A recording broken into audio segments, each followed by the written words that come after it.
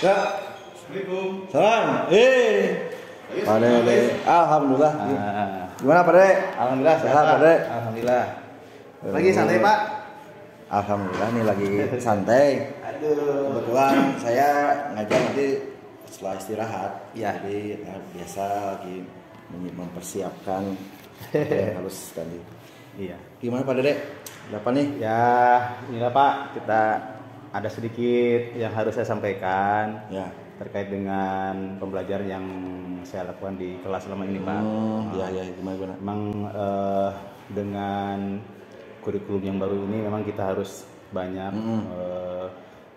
kreativitas kita harus lebih ditingkatkan ya, Pak, terkait dengan perkembangan anak dan sebagainya. Ada sedikit ini Pak, gimana? untuk materi yang sedang saya jalankan sekarang ini sedikit bukan permasalahan yang besar sebetulnya, tetapi ini menyangkut kepada bagaimana kreativitas siswa anak-anak di kelas itu yang memang kurang mengembangkan inovasinya, kan gitu.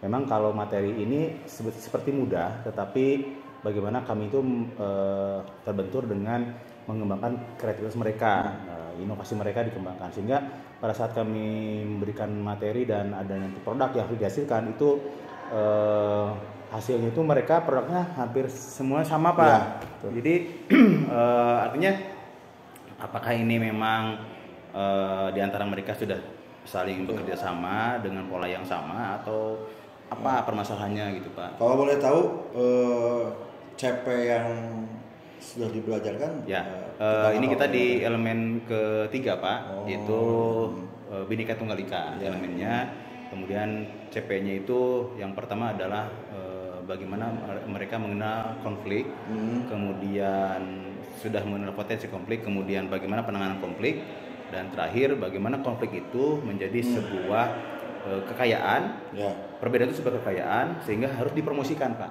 Nah, maka muncullah yang sekarang ini saya pelajari untuk anak-anak itu adalah bagaimana kita melakukan promosi Bhinneka Tunggal Ika. Gitu, Pak. Jadi tadi kalau sekilas saya mendengar apa yang disampaikan oleh Pak Dede, jadi problemnya adalah bahwa tidak terjadinya diferensiasi ya kaitannya mungkin dengan tugas karya siswa.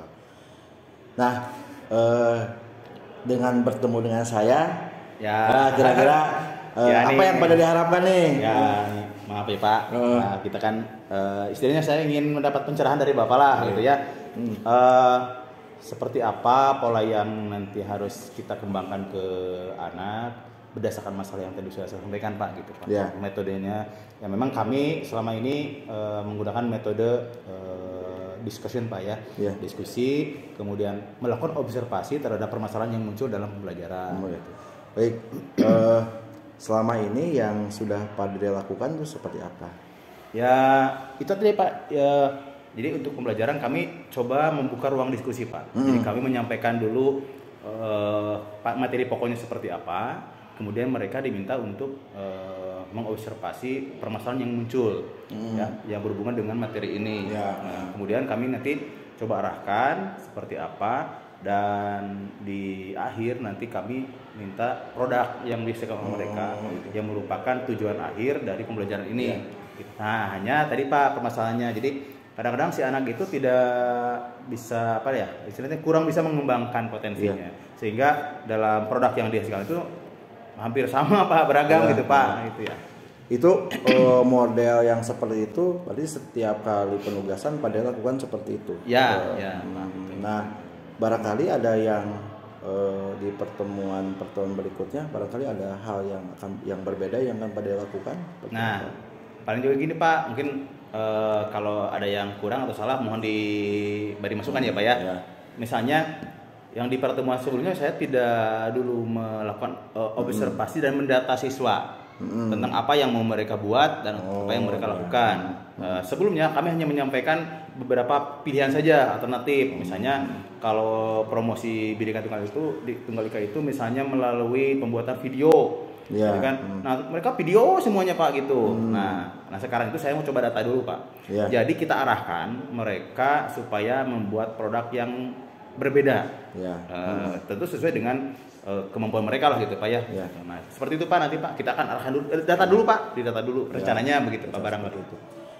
Kira-kira kalau dengan rencana seperti itu, ini kalau saya rasa itu Pak Dede udah on the track nih, udah on the track.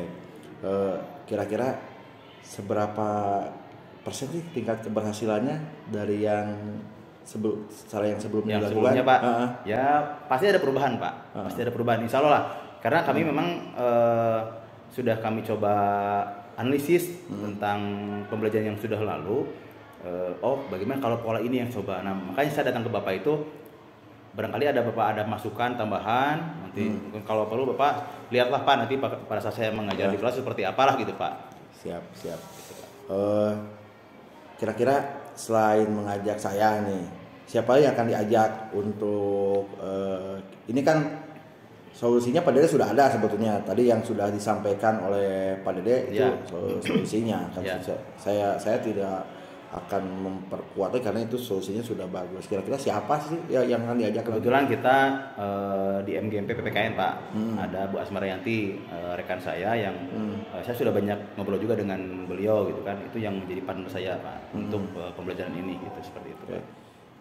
Kalau komitmennya seperti apa? Komitmen Pak Dede untuk melaksanakan strategi yang tadi Pak Dede lakukan? Ya kalau masalah komitmen Pak jangan ditanya Pak. Insya Allah Pak, saya sangat berkomitmen untuk melaksanakan ini karena ini kan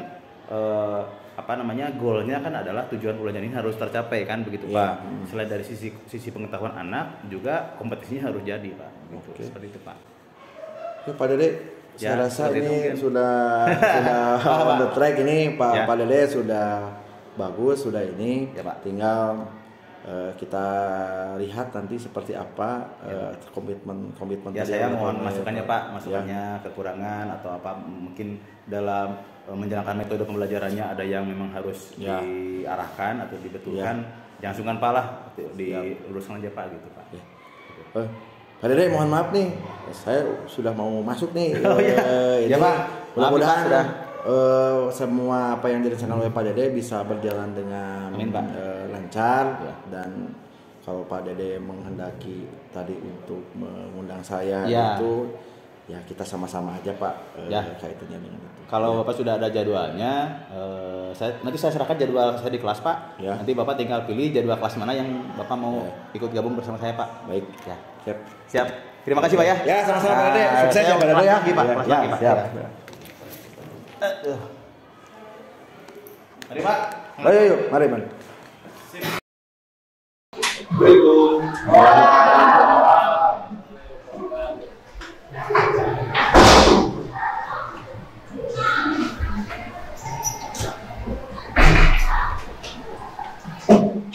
Assalamualaikum warahmatullahi wabarakatuh. Waalaikumsalam. Apa kabar semuanya? Baik. Untuk pagi dan siang hari ini di kelas 11 ya, kelas perfilman ini untuk materi Bapak hari ini kebetulan kita ada Pak Yusnawan nanti akan mantau apa yang kami kerjakan pada siang hari ini. Baik sama, mungkin silakan. Ya, boleh.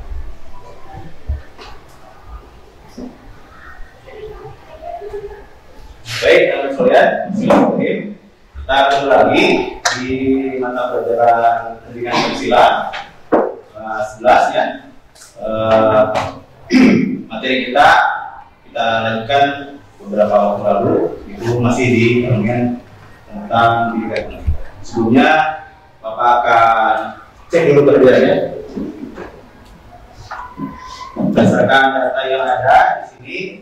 Yang tidak ini Doni, Alisa, Java, Aliasa, Java, Resa ya. Ini Resa tidak ada keterangan. Oh iya, persiapan untuk besok ya. Kegiatan kelima. Oh yang besar. Kalau ada apa jadi? Oke, bukan ya. Baik ya. Nanti baca dulu.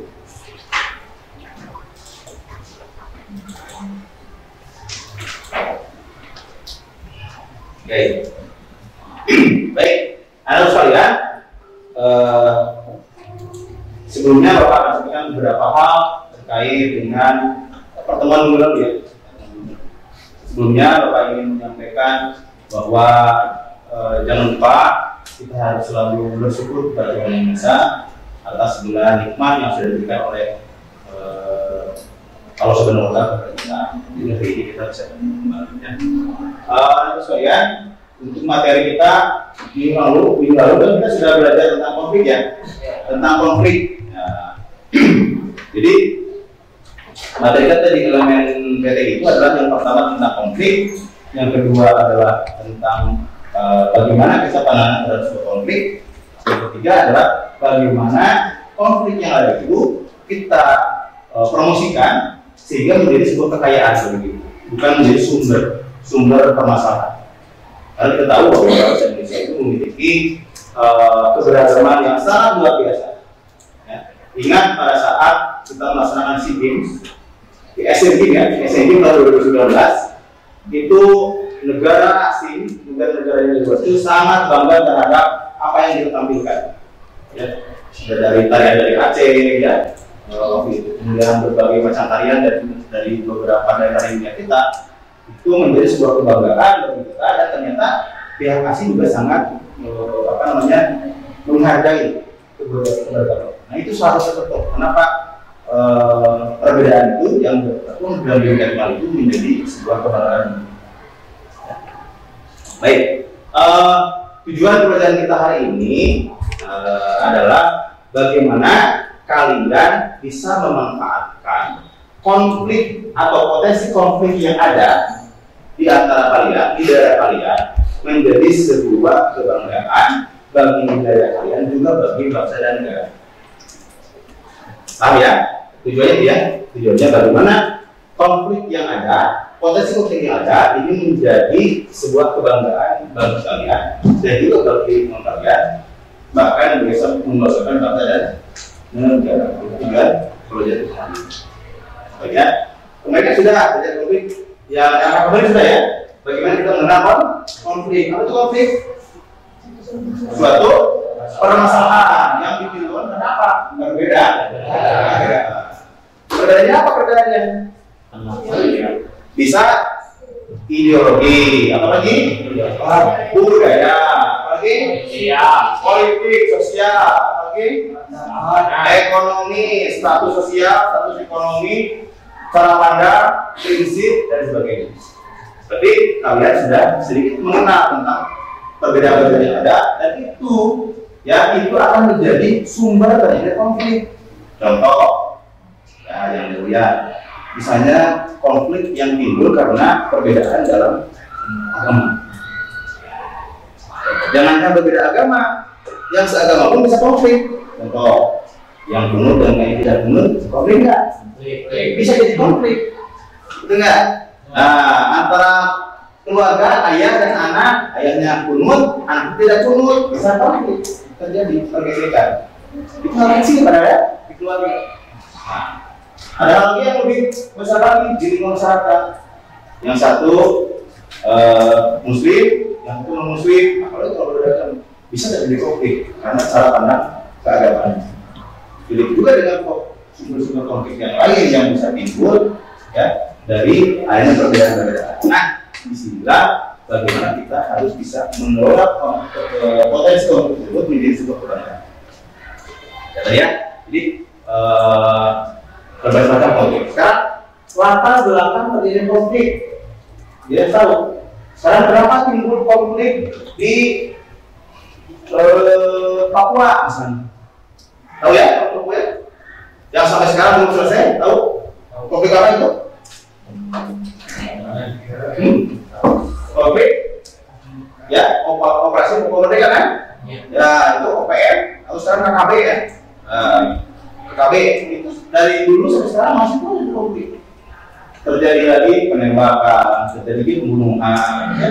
Sudah banyak tentara kita atau polisi kita yang sudah menjadi korban. Nah, latar belakangnya apa itu? Itu latar belakangnya adalah wilayah. Bagaimana mereka menginginkan merdeka. Bisa terjadi karena faktor ekonomi juga. Karena Papua itu kaya dengan alamnya, ya kaya dengan alamnya, sehingga mereka ingin memisahkan diri. Nah, pahami konfliknya apa? Ya. Kalau konflik di rumah tangga, contohnya apa ya? Siapa ya? Fenomena tahu nggak? Fenomena tahu ya? Dengan Ferry ya? Itu konflik bukan? Konflik. Kalau belakang apa? KDR, KDRT. Nah, itu konflik. Nah, bukan tidak mungkin di keluarga kita pun bisa terjadi konflik seperti itu. Jadi pahami apa yang di latar belakang sebuah konflik.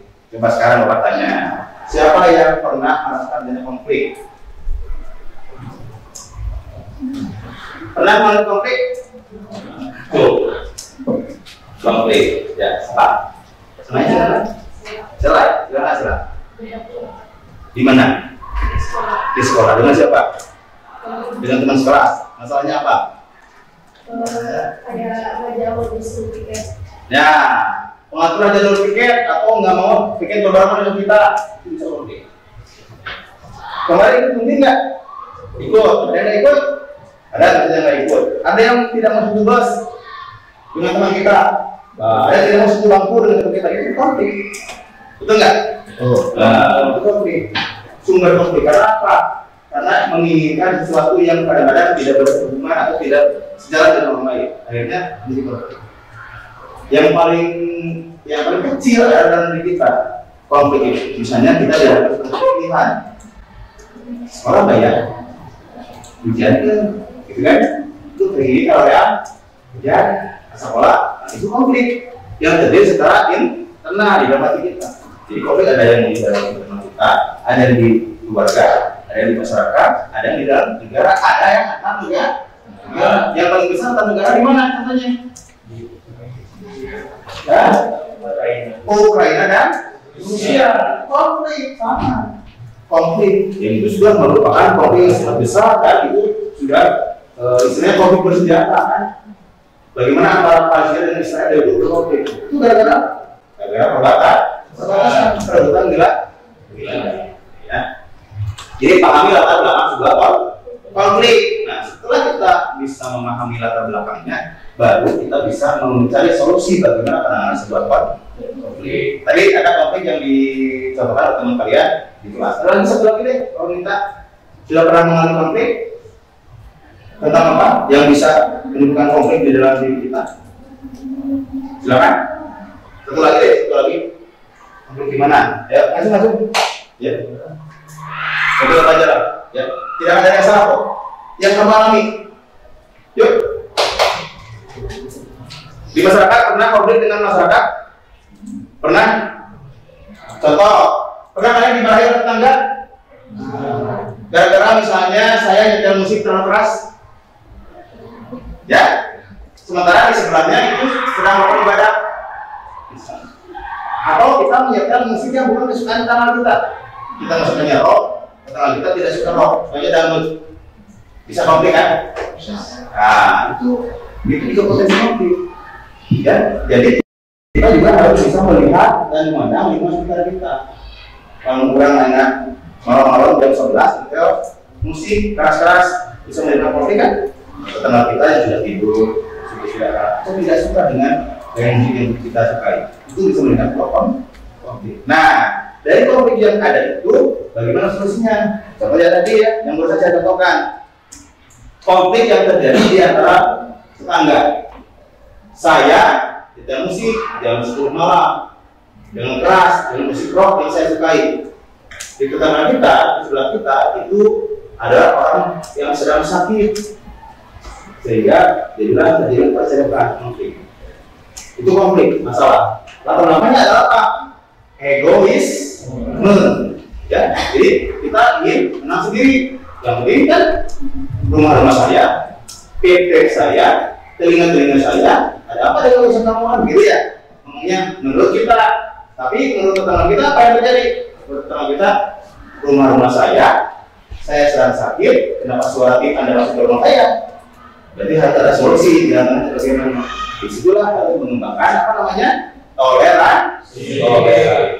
Jadi dalam penanganan sebuah konflik harus ada toleransi. Jadi yang pertama, kenali dulu konfliknya. Apa konfliknya? Setelah itu, cari tahu apa penyebab atau latar belakang terjadi konflik. Baru kita cari tahu tentang bagaimana penanganan konflik.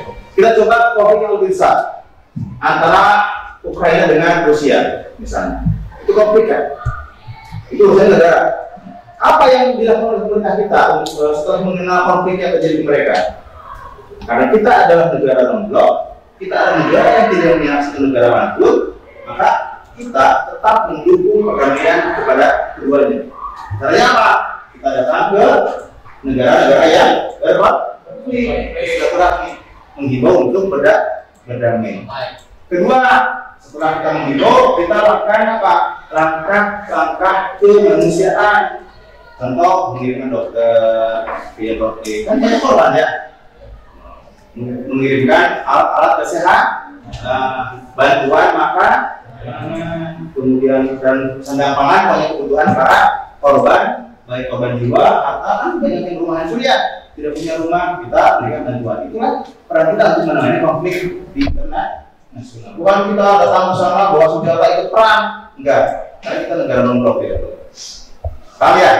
Jadi setiap konflik kenali apa konfliknya, latar belakangnya, kemudian bagaimana penanganan masalah. Sampai sini ada pertanyaan? Jelas? Jadi kamu tidak bertanya? Sudah jelas ya? Oke, kenali konfliknya, apa latar belakangnya, baru kita mencari masalah-masalah.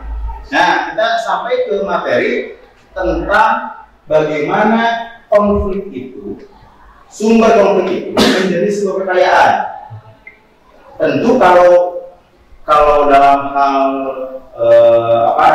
budaya, kalau tidak dikenali, maka yang terjadi adalah apa?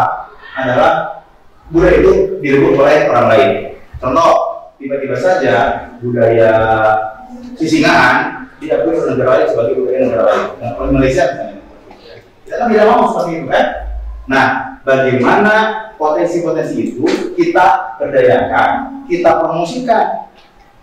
Jadi mempromosikan perbedaan-perbedaan yang ada di negara kita. Karena itu menjadi sebuah konflik, tetapi kalau kita promosikan dengan baik, maka menjadi sebuah kekayaan. Maka timbullah namanya promosi Bhinneka Tunggal Ika. Apa yang terjadi promosi Bhinneka Tunggal Ika? Itu mempromosikan apa yang menjadi banyak perbedaan-perbedaan beda suku bangsa, beda ras, beda warna kulit, beda bahasa, beda tarian, beda agama, itu kan Bhinneka Tunggal Ika kan? Coba kita promosikan. Bagaimana cara promosikannya? Dengan cara yang pertama kita harus mempelajarinya. Jangan sampai kamu orang mana, orang Sunda, tahu dia lingkungan, nah ini yang salah. Mempromosikan awal dari kita. Minimal orang tahu lah dari mana asal Sunda, apa tarian khasnya, dari lingkungan Pak. Apalagi wayang Pak, ya, wayang apa? Wayang yang khas Sunda kan? Wayang apa?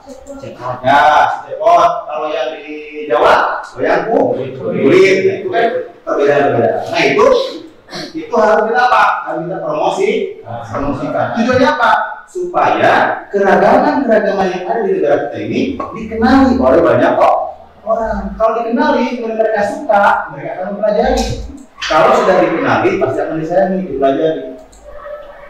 Nah, kalau sudah begitu, maka perbedaan-perbedaan yang ada akan menjadi sebuah kekuatan dan kebanggaan bagi bangsa Indonesia. Waktu Asian Games yang tari gayo ya, Aceh, yang Indian ya, tahu? Ini itu orang bukan, bisa jadi orang saja, tapi campur dengan orang-orang dari wilayah lain. Ya, seperti sekarang barongsai kan itu melambangkan ciri khas daripada sebuah suku ya, suku atau agama. Ini sekarang bisa dipelajari oleh orang lain kan, dengan latar belakang yang berbeda.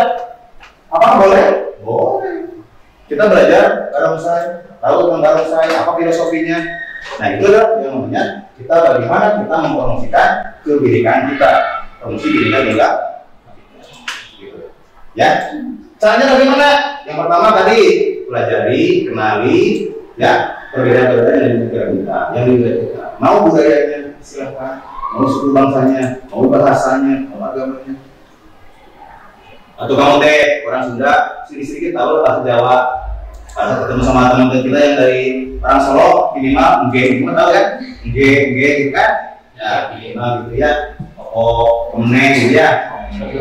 Nah, orang film ya misalnya. Terus ngono-ngono ya wis, wis mana Robert enak gitu ya. Katanya itu ya. Kita kenalin. Nah, ya. Bisa kita kenali, kita bisa pelajari. Dan kita mempromosikan. Ya, kita harus menjadi bagian dari warga masyarakat yang mendukung terhadap Bhinneka Tunggal Ika, bukan malah menjadi provokator, bukan malah menjadi orang yang memecah belah. Saya mah sudah mengenai Jawa, yang bareng, yang seperti itu. Tapi coba kita berbicara orang Jawa belajar bahasa Sunda, belajar tarian lingkungan, kita belajar wayang kulit, belajar kan banyak ya. Jangan salah sama orang luar negeri. Orang negeri kan datang ke Indonesia, datang ke Bali belajar tarian Bali, belajar musik Bali, belajar kalau dari sini belajar tegungnya orang-orang asing dari mana belajar. Nah jangan sampai kita yang orang Indonesia sendiri tidak mau menggali potensi dan mempelajari keberagaman yang ada di kita. Maka fungsi Bhinneka Tunggal ini adalah bagaimana sebuah perbedaan-perbedaan yang dimiliki oleh kita menjadi kekuatan yang menjadi kebanggaan bagi bangsa Indonesia. Paham gitu ya? Oke, bisa memahami tentang keberagaman Indonesia? Bisa, kan? Ada budayanya, agamanya, dan sebagainya. Oke, setelah kita pahami tentang konfliknya, bagaimana maksudnya, latar belakangnya, penanganannya, sekarang kita mempromosikannya. Caranya bagaimana tadi? Adalah dengan cara mempelajari, mengamati, dan melatihnya, atau supaya kita bisa tahu, ya. Nanti kita bisa siap dengan yang lain. Soalnya pertukaran pelajar, ya, pertukaran budaya.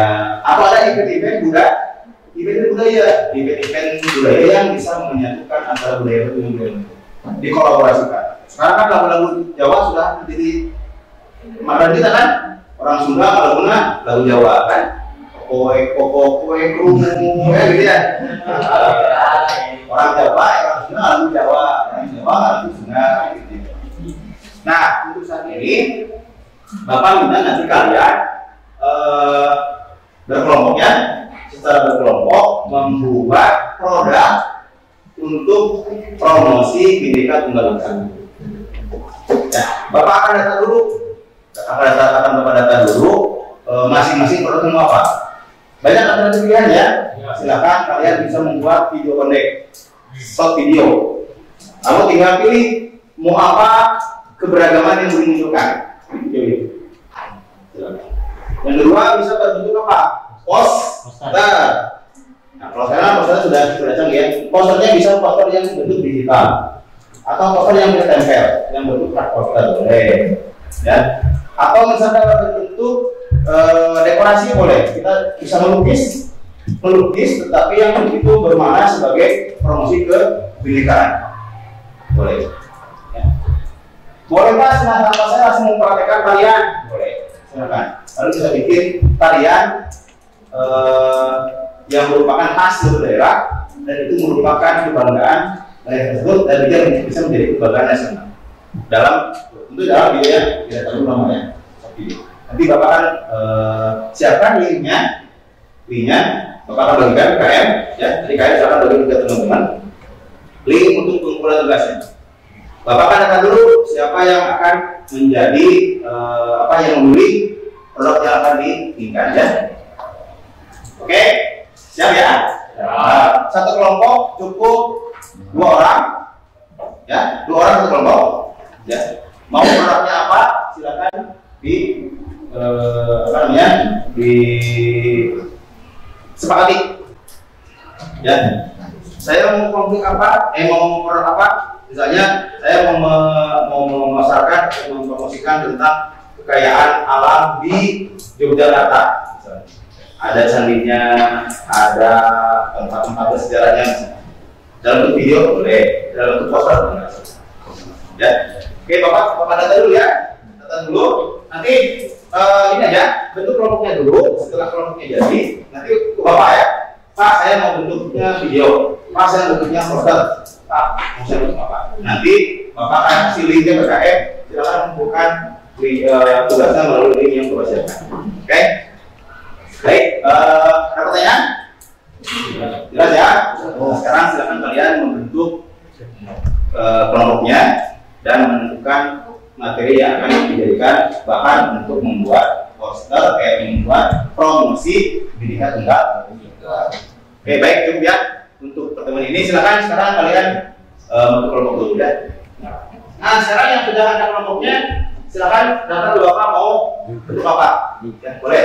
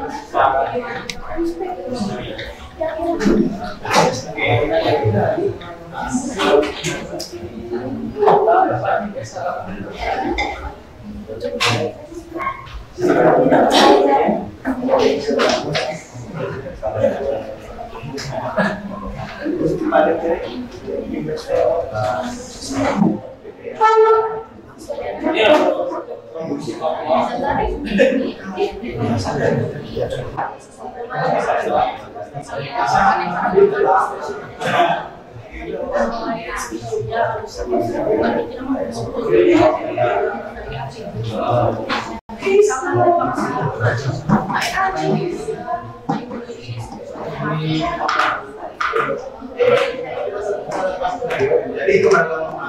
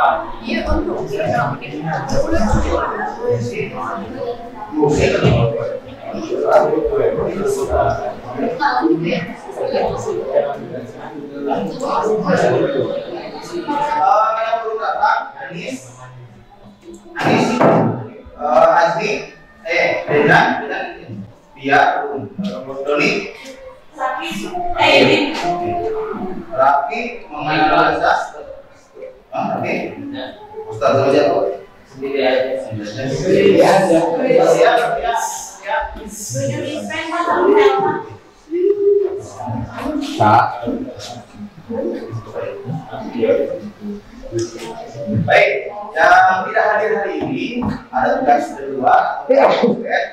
Kalau kasih tahu ya, silakan mau bentuk kelompok berdua atau mau sendiri juga nggak apa-apa. Ya karena misalnya tidak ada teman lagi sendiri boleh. Tapi jangan bertiga tidak terlalu efektif. Ya. Oke, sudah ada masuk ke bapak ini. Ada yang berupa poster, ya, poster tentang keberagaman. Jadi dengan menerapkan apa namanya, posternya mau digital silakan atau mau berbentuk print out boleh. Jadi itu kan. Dan yang video bisa kamu video sendiri atau menayangkan tentang contoh keberagaman. Boleh. Kalau ada ya sedikit modal misalnya kalian bisa show ya misalnya tari. Nah, ini adalah tari khas dari Sumatera ya. Dan durasinya tidak terlalu panjang ya. Minimal 2 menit lah, minimal. Kalau video ya, yang terlalu panjang lah. Maksimal 3 menit. Bentar ya, jadi supaya tidak terlalu berat di bapaknya di. Sekarang kayaknya silakan japri ke bapak atau sama meja siapa yang japri ke bapak sekarang. Bapak akan kirim linknya. Stop, japri bapak, nanti bapak kirim link untuk tugasnya ya. Ya sambil menunggu teman kalian yang belum menentukan apa produk yang mau dibuat dalam promosi kebinekaan ini. Ada yang mau ditanyakan? Silakan. Ya. Tanggal? Waktu kumpulan. Karena kita kan hari Minggu terakhir. Berarti minggu depan saya sudah harus menyetorkan nilai ini ke kurikulum. Karena ini blok pertama di pertemuan terakhir ya. Ya, blok pertama di blok terakhir. Kan kalian sudah punya dua nilai ya. Yang pertama tentang mengenal konflik. Sudah ada kan? Yang kedua tentang apa?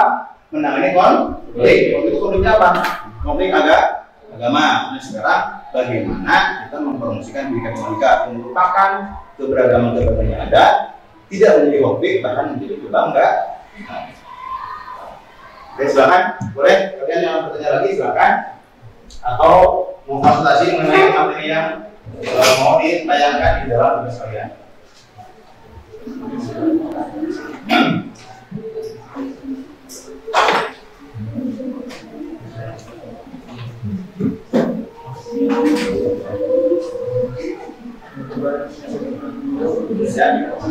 Nah, boleh.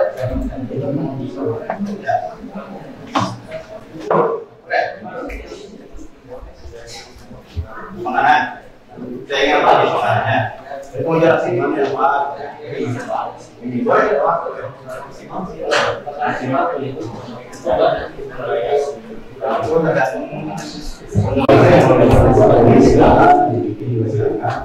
Atau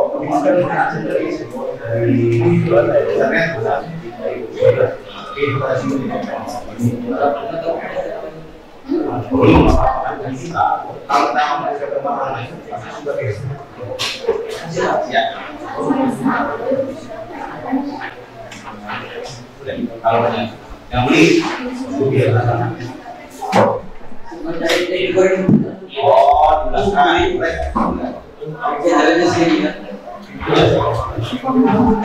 Oke, saya yang penting esensinya adalah bagaimana kita mengenalkan dan mempromosikan keberagaman yang terjadi. Caranya bagaimana?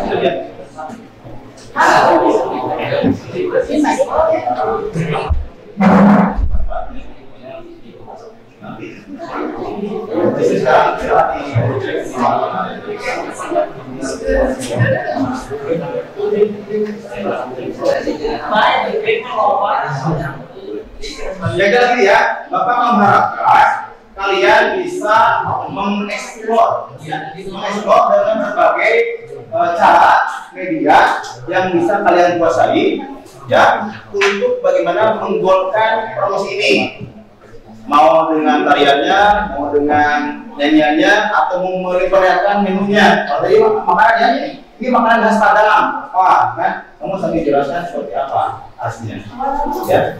Atau misalnya tadi apa namanya suku bangsa boleh ya, kebiasaan. Misalnya kalau di apa namanya di Tanah Toraja itu ada kebiasaan yang sangat unik ya, seperti apa, pemakaman yang dilakukan keluarganya ya. Nah, itu disimpannya di mana? Di gua ya. Itu kan itu merupakan keberagaman Bhinneka Tunggal Ika. Kalau semua orang bisa tahu itu merupakan sebuah kekayaan. Ya. Baik, saya rasa untuk pertemuan hari ini, ya nanti kalian, pokoknya targetnya minggu ini harus sudah masuk ke bawah ya. Minggu depan harus tahu-tahunya. Kalau tidak ada pertanyaan untuk hari ini, Bapak rasa cukup. Bapak akan sedikit simpulkan tentang materi yang kita belajar hari ini, ya, bahwa keberagaman yang kita miliki adalah merupakan sebuah anugerah yang bisa dijadikan kebanggaan, bukan menjadi potensi sebuah konflik. Justru karena keberagaman hilang, kita menjadi kaya. Ya, karena keberagaman dan perbedaan hilang, kita menjadi kaya. Ya. Dalam agama pun perbedaan itu merupakan hikmah. Ya, kalau tidak berbeda dan hikmahnya. Kamu sama aku berbeda, tapi perempuan ada hikmahnya kan? Berjodoh, menikah, punya anak, dan keturunan karena berbeda. Coba kalau laki sama laki, nah boleh kan? Kedua, kalian diharapkan memahami tentang apa itu potensi konflik, memahami latar belakangnya, dan bagaimana solusi dalam penanganan konflik. Yang terakhir adalah bagaimana kalian menjadi bagian yang tidak terpisahkan di dalam mempromosikan berbagai perbedaan dan berbagai keberagaman yang ada di negara kita, sehingga itu menjadi sebuah kekayaan bagi bangsa Indonesia. Baik ya, saya itu untuk hari ini. Terima kasih atas perhatian kalian. Mohon maaf bila ada penyampaian yang kurang berkenan. Sampai ketemu lagi di blog yang kedua, ya. Karena nanti nilainya sudah Bapak pegang untuk blog pertama, terakhir yang ini kita ketemu lagi di blog kedua. Terima kasih. Assalamualaikum warahmatullahi wabarakatuh. Waalaikumsalam warahmatullahi wabarakatuh.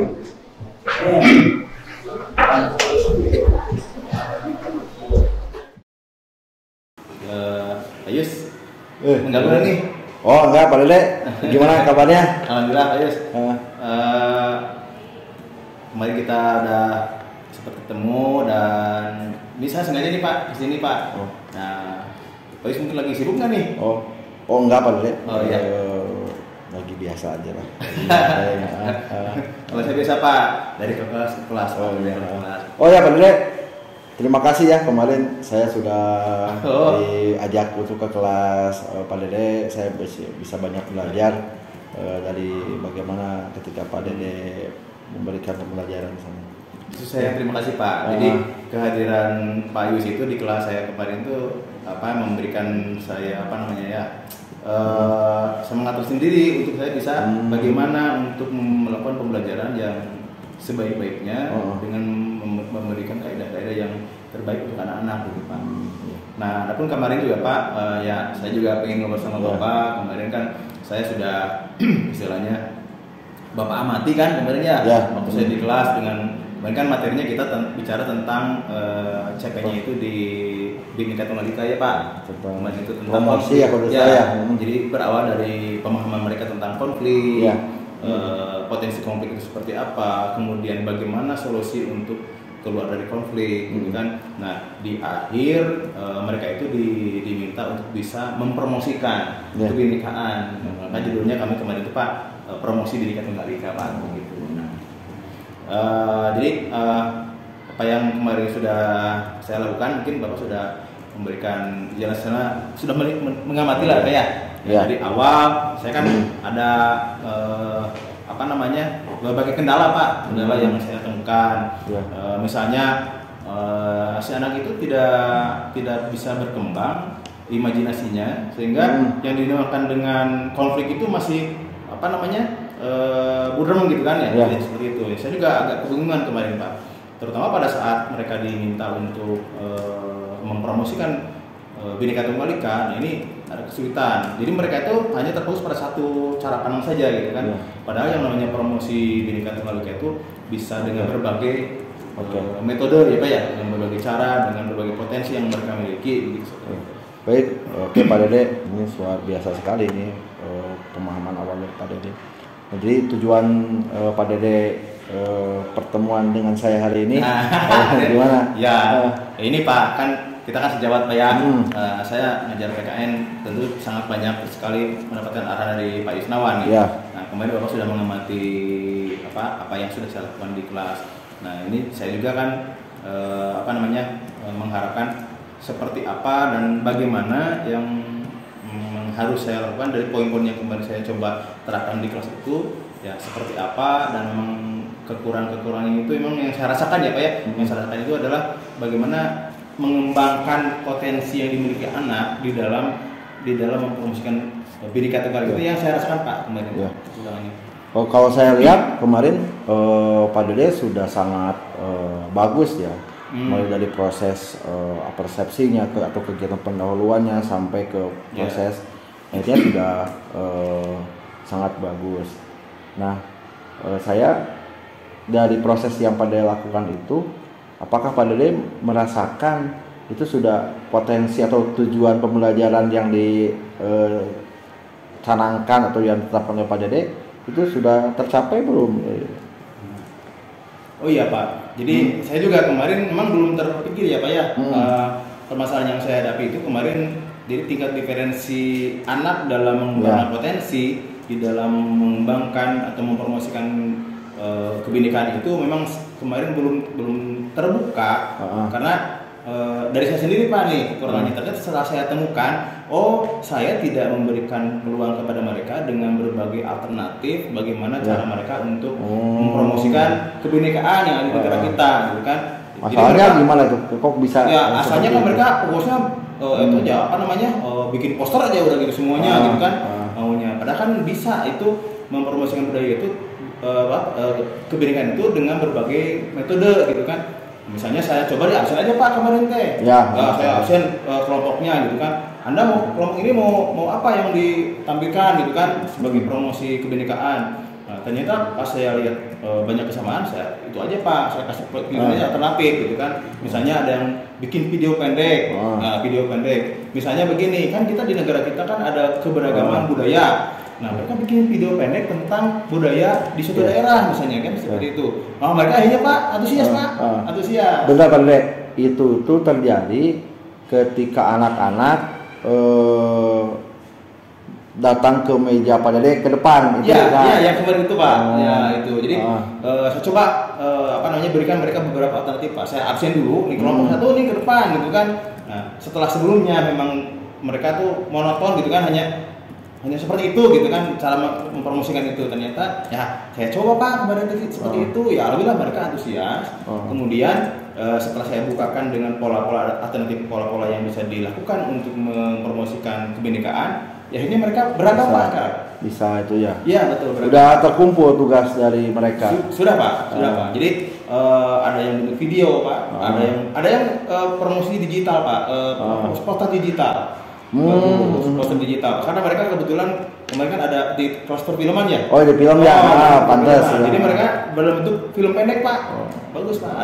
Ada yang dia cuma memperagakan tari Pak, suatu daerah, budaya suatu daerah. Nah ini menunjukkan kekayaan Indonesia yang beragam menunjukkan kebinekaan Indonesia.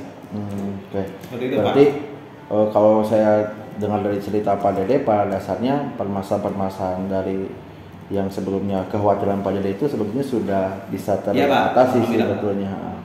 Itu kalau dengan demikian potensi siswa dengan cara yang seperti itu bisa lebih dimaksimalkan. Ya, nah, jadi saya berpikir begini Pak, setelah saya coba rasakan di kelas yang kemarin Pak, pola seperti itu, ternyata pola ini bagus dan saya rasa ini bisa diterapkan di kelas-kelas berikutnya Pak.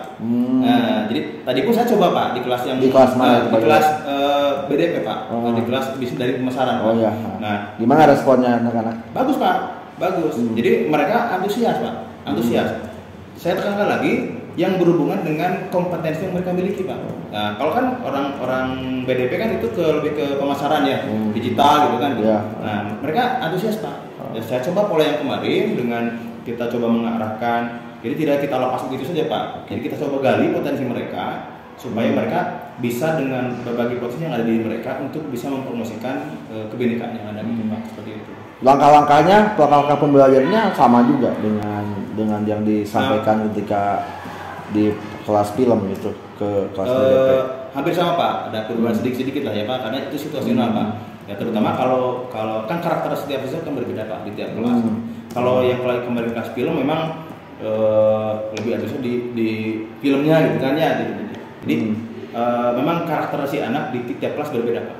Nah saya coba arahkan untuk yang tadi kelas di BDP itu Pak, ya, mereka itu Anda itu adalah sebagai seorang nanti calon yang pemasaran gitu kan, yang memasarkan, menjual gitu kan. Anggap ini produk begitu kan ya, anggap ini produk yang mau Anda jual gitu. Tapi ini produknya adalah kebinekaan. Mau dari sini mana silakan.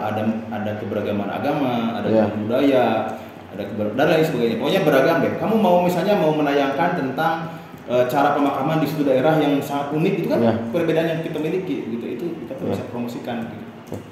Kalau dari sisi antusiasme kalau boleh dibandingkan nih antara, saya ingin tahu antara yang di kelas film dengan di kelas BDP, itu tingkat antusiasmenya yang mana yang lebih bagus? Nah, saya kira kalau kemarin kelas film kan kita kan baru baru mencoba kan ya. Nah di kelas BDP saya coba terapkan lebih, kita sempurnakan Pak. Nah ini lebih antusias di BDP Pak. Nanti jadi lebih antusias Pak. Karena mungkin ya berdasarkan pengalaman kemarin lah ya. Dari waktu Bapak lihat itu Pak. Jadi apa sih kekurangannya waktu kita coba sampaikan metode ini, pembelajaran seperti ini di kelas film kemarin. Saya coba ada perubahan penambahan sedikit-sedikit dengan metode yang sama, tapi dengan pola yang sedikit berbeda gitu Pak. Sehingga yang saya lakukan kemarin adalah bagaimana menggugah mereka untuk bisa keluar potensinya Pak. Gitu. Jadi memang kalau saya sih prinsipnya gini Pak, belajar PKN itu bukan belajar teori Pak, tapi belajar aplikatif Pak. Gitu kan. Percuma sekarang si anak itu tahu misalnya, kita berikan tunggal tapi dia tidak tahu budaya Sunda apa saja kan gitu ya, kebiasaan atau adat Sunda apa saja tidak tahu, itu percuma. Nah, kalau saya baca kemarin itu di RPP-nya atau di modul ajar oleh Pak Dede kan tujuan pembelajarannya itu kan mempromosikan. Jadi si peserta didik itu mampu mempromosikan kebinekaan yang ada di Indonesia. Itu medianya lewat apa Pak Dede? Kan dia bikin poster nih, atau itu. Apakah dipublikasikan lewat media sosialnya atau baik misalnya YouTube, Instagram? Karena kemarin kita kan coba menggali potensi yang lain ya. Mereka kan asalnya bikin poster yang manual ya Pak ya. Nah, sekarang sudah ada poster digital, ada film pendek. Itu mereka diminta untuk di video tersebut mereka upload di YouTube, kemudian linknya dikumpulkan ke saya. Dan mereka sangat antusias Pak, karena dengan demikian kan itu dipublish gitu kan. Viewernya gimana viewernya Pak? Sudah cukup banyak Pak. Orang pemasaran apalagi Pak? Seperti itu Pak. Jadi Pak Dede, kalau saya bisa melihat apa yang sudah Pak Dede lakukan kemarin, itu memang sudah sangat luar biasa ya. Dan ini Pak Dede punya keinginan gak nih untuk bagaimana mengajak keterlibatan selain dari saya kan, ataupun berkolaborasi dengan guru mata pelajaran lainnya supaya tugas kita tidak terlalu berat. seperti apa strateginya Pak Dede untuk kaitannya? Ya memang itu juga sudah pernah ya Pak, pernah saya punya rencana untuk bisa mengkolaborasi antara misalnya antara pendidikan Pancasila dengan PAI udah jelas ya Pak, itu memang sangat berhubungan bagaimana kita berhubungan secara sosial dengan sesama manusia dan bagaimana kita secara vertikal dengan Tuhan Pak. Itu sudah saya coba kaitkan Pak, dan kita sudah koordinasi dengan guru agama Pak. Jadi misalnya pada saat kita pengamalan Pancasila, walaupun itu bukan ketuhanan, ya, misalnya tentang persatuan, itu sudah diatur di dalam Qurannya Pak. Jadi ada penguatan dari guru agama Pak. Kebetulan kan kita kan ada kelas bersama juga ya Pak ya. Saya jadi pernah kolaborasi dengan guru agama Pak. Tuh, kemudian guru bahasa Indonesia Pak, bahasa Indonesia. Nah, misalnya begini Pak. Satu lagi itu dengan seni budaya Pak, seni budaya. Misalnya begini Pak, pada saat kita mau materinya misalnya tentang bangga buatan Indonesia Pak. Nah itu kita bisa kolaborasi dengan guru kesenian Pak. Itu jadi mereka bisa seninya terbawa, tetapi budaya Indonesia juga harus terbawa Pak. Nah saya sudah Pak dengan guru-guru di lintas mapel Pak, lintas mapel koordinasi. Hasil ke siswanya gimana setelah berkolaborasi dengan? Tidak monoton Pak, yang jelas mereka rasakan tidak monoton, lebih menantang, ya karena ternyata kolaborasi antara mapel itu memang bagus gitu kan. Jadi mereka tidak saja dimasuki oleh satu mapel dalam bidang satu sisinya, tetapi di sisi lain juga mereka dapat Pak gitu. Seperti itu. Wah keren Pak Dede. Ini kan soal kita blok yang pertama itu kan sudah selesai nih. Nah, sekarang blok kedua. Apakah ada rencana di Pak Dede untuk menerapkan pembelajaran yang serupa? Pasti Pak. Dengan ke kelas ya? Pasti Pak. Saya akan ajak nanti Pak. Kelas 10 ya sekarang ya. Nanti di kelas bersama Pak, saya akan coba kolaborasikan tentang bagaimana metode ini kita akan terapkan nanti dengan kelas lain. Tentu kita lihat dulu Pak, CP-nya apa ya? CP kita dengan CP yang mereka miliki. Mana yang sinkronnya? Nah, ini nanti misalnya kami materinya, mereka penguatan, atau sebaliknya Pak, mereka materinya apa, kita penguatan Pak. Dari sisi yang lain, jadi mereka akan mendapatkan materi yang kompleks Pak dan komplit. Seperti itu Pak. Kembali ke yang tadi Pak Dede, ini saya sangat ketika masuk ke kelas Pak Dede luar biasa, antusiasme anak-anak luar biasa kan.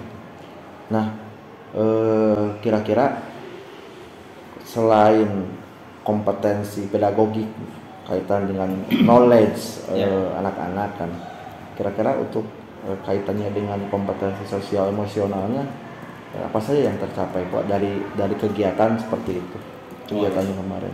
Ya, kalau di mapel pelajaran PKN ya Pak ya, sudah saya sampaikan kalau PKN itu saya tidak pindah melulu kepada teori Pak. Justru penguatan yang saya lakukan itu Pak, itu adalah bagaimana kita menguatkan dari soft skill-nya dulu Pak, soft skill Pak. Jadi saya tekankan kepada mereka, hafal Pancasila sila ke-1, sila sampai sila ke-5 itu belum tentu kamu terapkan di kehidupan kamu. Contoh misalnya sila pertama, kamu tadi sholat subuh enggak? Nah itu dari awal saya sudah terapkan dari awal seperti itu Pak. Jadi saya tanya dulu anak nih, siapa tadi yang tidak sholat subuh atau sholat subuh kesiangan? Kamu hafal Pancasila sila pertama apa? Ketuhanan. Kamu sholat subuh enggak tadi? Nah, gitu kan? Nah itu penguatan Pak. Kaitan dengan yang promosi itu Bhinneka Tunggal Ika gimana? Contoh misalnya ya, yang promosi Bhinneka Tunggal Ika itu kan saya kaitkan dengan kebanggaan Pak. Kebanggaan dan cinta tanah air anak-anak Pak. Jadi rasa cinta tanah air anak kepada negara ini dibuktikan dengan mereka merasa memiliki berbagai keberagaman. Dan saya tekankan kepada mereka, keberagaman adalah merupakan hikmah Pak. Bukan menjadi jurang pemisah, tapi merupakan kekuatan. Contoh Pak, misalnya kemarin, saya contohkan ke mereka Pak. Misalnya waktu Asian Games, itu yang tampil itu kan dari Aceh tampil, dari Sumatera tampil, dari Jawa tampil, itu merupakan kekayaan budaya kita, keberagaman kita dengan berbagai ornamennya, itu malah menjadi daya tarik dan menjadi kekuatan bagi kita untuk bisa mendatangkan orang lain, negara lain ke sini. Kan mereka juga negara lain kan sangat ini ke kita, gitu seperti itu Pak. Baik Pak Dede, luar biasa. Ya, saya juga Pak, tentu dengan ini saya juga sangat terima kasih Pak atas masukan atau saran dari Pak Yusnawan kepada saya, dan insya Allah Pak ini kita akan coba terapkan. Tapi juga kan ada teman sejawat lagi Pak, Bu Asmarayati. Saya coba nanti ajak kolaborasi dengan beliau supaya kita oke lah, karena kan CP itu kan bisa kita capai dengan berbagai macam metode kan begitu Pak, seperti itu. Nah, terkait yang Pak Dede kan membuat tugas yang kaitan dengan diferensiasi produk ya, diferensiasi produk. Nah, kira-kira apa yang akan Pak Dede lakukan ke depannya supaya pembelajaran yang sejenis seperti ini itu jauh lebih baik lagi. Baik Pak. Kalau itu saya sudah mencoba memikirkan begini Pak. Jadi setiap materi yang kita akan sampaikan kepada anak itu adalah materi yang aplikatif dan bisa diterapkan dalam kehidupan Pak. Jadi saya tidak perlu baca undang-undang, misalnya undang-undang pasal sekian, tapi tidak ada korelasi dengan apa yang sudah mereka lakukan gitu. Ya contoh tadi misalnya pasal 29 tentang kebebasan beragama, apakah kamu masih menghargai anak yatim? Apakah kamu masih memilah-milah teman gara-gara beda agama? Nah, saya tinggal tanyakan aja dan korelasi di kehidupan mereka, apakah sudah melakukan atau belum? Kalau belum, ya ini dasarnya nih, gitu kan. Jadi mereka akan, oh iya, saya sudah melakukan ini, saya belum melakukan ini, gitu kan. Dilihat dari secara teorinya ada, gitu kan. Seperti itu. Kebetulan kan sekolah kita cukup beragam pada ya. Ada yang muslim, ada yang non muslim kan gitu. Nah, tercapai gak tujuan Pak Dede itu, tujuan pembelajaran diterapkan oleh Pak Dede, kaitannya dengan kondisi akademik ya, kaitannya dengan kondisi sekolah kita yang beragam ini kan. Insya Allah Pak, saya melihat karena gini Pak, ternyata keterlibatan teman-teman anak-anak kita walaupun memang berbeda agama, tetapi mereka sangat ikut terlibat Pak di dalam mengerjakan produk yang kita inginkan Pak. Karena Pak, sekali lagi karena kita basisnya dasarnya bukan karena teori saja Pak, tetapi kita coba aplikasikan. Yang non muslim seperti apa yang mereka lakukan di lapangan gitu kan, dengan yang muslim seperti apa kita coba masukkan gitu kan. Nah ternyata itu banyak hal yang sebetulnya sama-sama positif tetapi beda cara saja gitu Pak. Nah kaitannya ke medsos, padahal bisa melihat melihat bentuk promosinya kan lewat poster misalnya, melihat viewernya, melihat komennya, bisa melihat. Sudah Pak. Gimana komen dari netizen itu? Oh sangat bagus Pak. Jadi ternyata kreativitas anak-anak SMK itu Pak sangat luar biasa. Di luar ekspektasi saya Pak.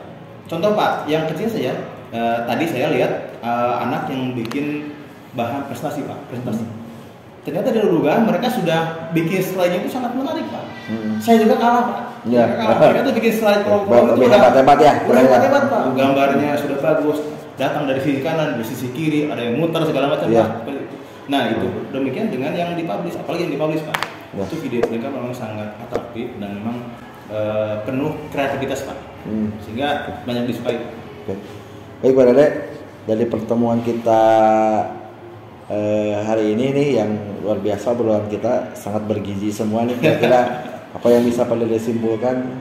Yang pertama saya terima kasih Pak. Terima kasih Bapak kemarin sudah memantau kelas saya kemarin.